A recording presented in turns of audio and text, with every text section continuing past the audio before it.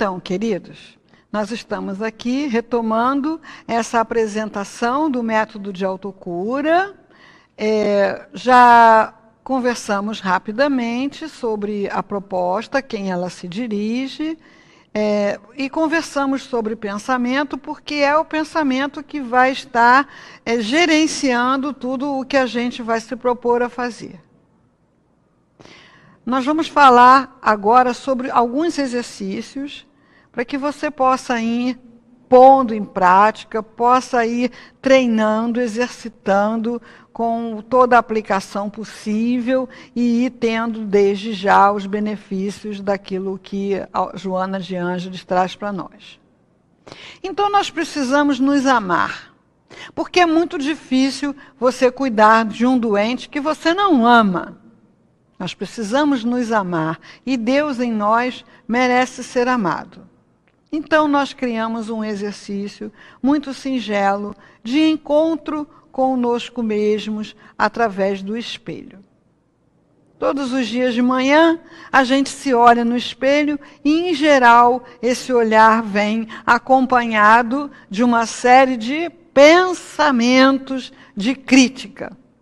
Nós criticamos a nossa aparência, o nosso cabelo, a nossa pele, se estamos gordinhos, se estamos magrinhos, se estamos velhos, se estamos jovens. Vem aquela avalanche de críticas.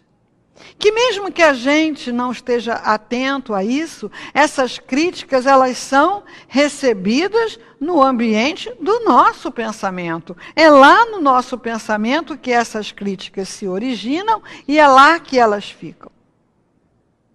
Vamos procurar fazer o exercício de deixar essa onda vir e passar e manter os nossos olhos olhando cada vez com mais generosidade, cada vez com mais aceitação, com mais amor para os nossos olhos.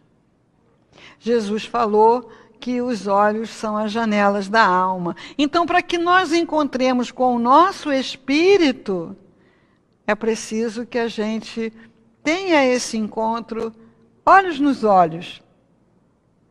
Uma vez a gente tendo esse olhar para os nossos olhos generoso, amoroso, que a gente possa dizer mesmo em voz alta: eu te amo, eu te acolho, eu te aprovo. Nós passamos pela vida esperando, ansiando que alguém diga isso para a gente. Nós passamos a vida esperando ser acolhidos como nós somos, com os nossos defeitos, com as nossas qualidades. Nós passamos a vida esperando ser aprovados, ser reconhecidos. Mas não temos esses sentimentos por nós mesmos. Não é de se espantar que fiquemos doentes. Uma vez que nós colocamos todo o nosso equipamento celular para viver mergulhado nesses pensamentos de autocrítica e autodepreciação.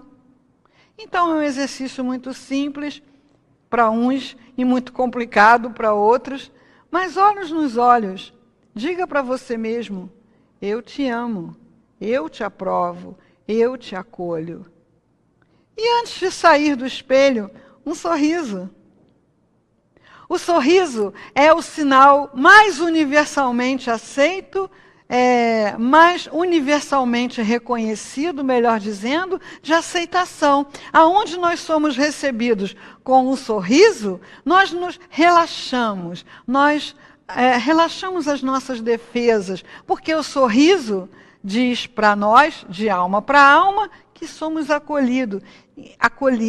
Então, qual é a dificuldade de dar um sorriso para nós mesmos diante do espelho? O outro trabalhinho, para uns, trabalhão, para outros, vai atender aquela pergunta que a gente fez no nosso primeiro encontro sobre como você se vê daqui a um ano, que é um projeto pessoal. Viktor Frankl, que é um autor citado por Joana de Ângeles no livro Plenitude, ele construiu a sua teoria psicológica num campo de concentração. Então, prisioneiro num campo de concentração, Viktor Frankl observou que aquele prisioneiro que tinha um objetivo claro diante dele para continuar vivo, esse tinha mais possibilidades de resistir e manter a sua integridade, como aconteceu com o próprio Viktor Frankl. Então ele criou a psicologia do sentido. Mesmo que a gente não siga rigorosamente a proposta de Viktor Frankl, a gente pode consolidar essa ideia, este pensamento. Olha o pensamento aí de novo, não é? Qual o sentido da minha vida? Qual o meu propósito? O que eu quero aprender? O que eu quero conhecer? O que eu quero experimentar? Qual é o meu sonho? Então, ao longo da nossa vida, os nossos sonhos foram muitas vezes sufocados, enterrados debaixo de um monte de aprendizados, entre aspas, debaixo de um monte de experiências que nós não soubemos viver de maneira a manter acesa essa chama. Mas embora possa parecer que ela se apagou, ela não se apagou, sabe por quê? Porque ela provém de Deus. Então, essa chama divina que há em nós, se nós nos dedicarmos a avivá-la, ela vai responder. Então, qual é o seu projeto? O que você quer aprender, o que você quer conhecer? Deixe esse sonho aflorar. Tendo aflorado esse sonho, a gente vai para o prático, não é? O que eu vou fazer? Quando? Como? Com quem? De que modo? Eu costumo usar um exemplo prático também, para ilustrar isso, de um rapaz que trabalha na propaganda médica, e eu no meu consultório tenho sempre livros, que eu fico lá manuseando nos intervalos. E esse livro sobre o Egito estava sobre a mesa. Quando o rapaz entrou na minha sala e o olho dele bateu naquele livro, o olho dele brilhou. E ele parou o que ele estava fazendo e disse assim: eu tinha loucura para conhecer o Egito. A alma se acendeu diante daquela imagem.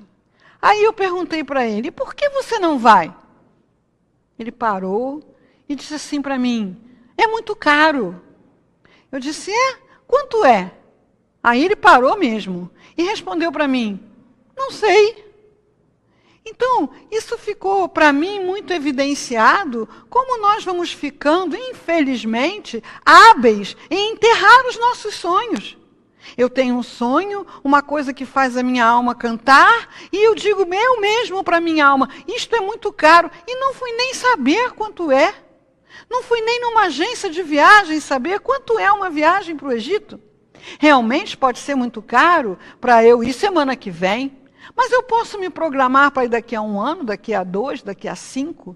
E a energia daquela pessoa que está num processo de realizar um sonho é completamente diferente da energia daquela pessoa que está só calmamente num lugar que me inspiraram chamar de sala de espera da morte. Que é aquele lugar que as pessoas ficam, vendo bobagem, lendo revista, deitado no sofá, só está vivo porque ainda não morreu. Não tem saúde possível nesse lugar. Nós precisamos sair desse lugar. Mas eu não sei se eu vou estar vivo daqui a 5 anos. Ninguém sabe. Ninguém sabe. Esse dado não faz parte do nosso pacote de informações para construir o nosso dia a dia. Um atleta começa a se preparar para uma Olimpíada, às vezes, 16 anos antes, 8 anos antes, 4 anos antes. Ele tem que acordar cedo, ele tem que comer aquela comida certinha, ele tem que renunciar a uma série de coisas, mas ele tem um objetivo. Então, só existe saúde quando há um objetivo existencial. E esse objetivo existencial tem que ser um projeto pessoal, algo que você queira fazer por você e com você. Embora seja muito desejável que aquele seu parente difícil, que usa drogas ou que bebe, pare de beber ou de usar drogas, esse não pode ser o seu objetivo existencial, porque depende dele. Embora seja muito louvável que você queira que seu filho estude, se forme e seja bem-sucedido profissionalmente, Esse não pode ser o seu objetivo existencial, porque depende dele. Então, o seu objetivo existencial tem que ser algo que você queira fazer por você, ainda que com mais idade ou menos idade, ainda que com doença, ainda que com câncer, com isso, com aquilo. O objetivo existencial, o sentido da vida, dá às suas células uma razão para lutar. E isso faz diferença. Então, nós temos aí o trabalho do espelho, do projeto pessoal, do cuidado do pensamento, e nós precisamos incluir já, desde já, aquele momento para nós estarmos em silêncio, em algum lugar da nossa casa ou de natureza. E nesse lugar nós vamos falar para Deus do que está fazendo a gente sofrer, do que está muito pesado de carregar, o que está muito difícil. A gente pode, nesse momento, estar até com raiva, com mágoa, com medo. Vamos falar para Deus. Deus sabe. Quem não sabe somos nós, e às vezes nós precisamos parar para olhar para isso que está nos fazendo sofrer. E depois fazer um silênciozinho interior, que é onde acontece a intuição. A intuição não é propriamente um pensamento, é algo que emerge na consciência quando a gente consegue um mínimo de silêncio. É o momento em que a espiritualidade nos inspira, é o momento em que Deus fala no nosso coração. Então, para isso, nós precisamos escolher na semana um dia, um horário para parar e conversar com Deus. Então, eu espero que até o nosso próximo encontro, todos possam estar no seu lugar de chefe da equipe, assumindo as ações, indo ao médico, indo à casa espírita, tomando o seu passe, mas gerenciando aqueles espaços onde só cada um pode gerenciar por si mesmo, que é o seu pensamento, o seu sonho, o seu projeto pessoal, o seu auto-amor e o seu lugar íntimo, o seu templo sagrado na sua alma para conversar com Deus. Obrigado, queridos, e até a próxima oportunidade.